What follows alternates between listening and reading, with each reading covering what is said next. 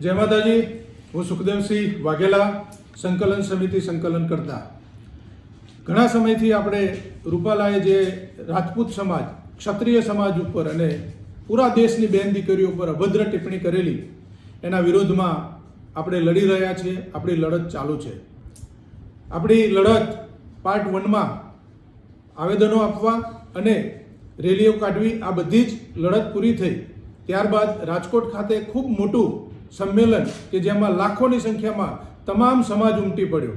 ફક્ત રાજપૂતો નહીં, ફક્ત ક્ષત્રિયો નહીં, પણ 18 વર્ણના લોકો આપણી સાથે જોડાણા અને ત્યાં આપણે જોયું કેટલું શિસ્તબદ્ધ રીતે સંમેલન પૂરું થયું, જ્યાં એક પણ કાંકરી ચાળો થયો નહીં. અને ત્યાં જાહેર કરવામાં આવ્યું પાર્ટ 2. પાર્ટ 2 એટલે ધર્મરથ.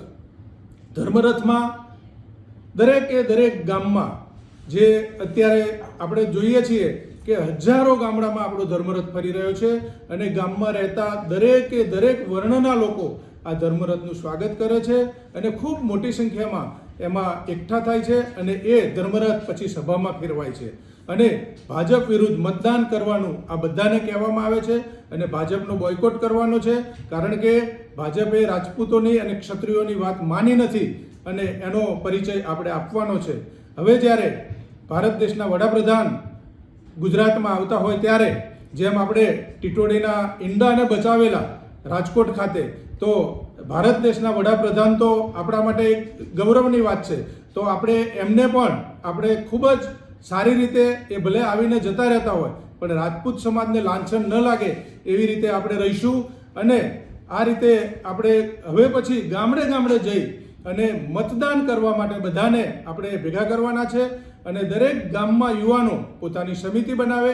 જેમ સંકલન સમિતિ છે એમ જિલ્લાની સમિતિ, તાલુકાની સમિતિ અને ગ્રામ્ય સમિતિ, આ બધા જ એક ગામના નાનામાં નાના યુવાન પાસે, નાનામાં નાના ઘરે જઈ અને એક યુવાન 10 ને ભાજપ વિરુદ્ધમાં વોટ કરાવે અને આ રીતે આપણો વિજય નક્કી જ છે.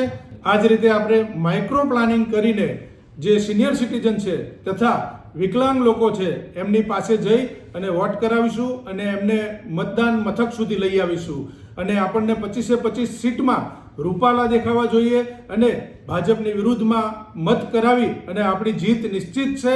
જય માતાજી, જય રાજપૂતાના.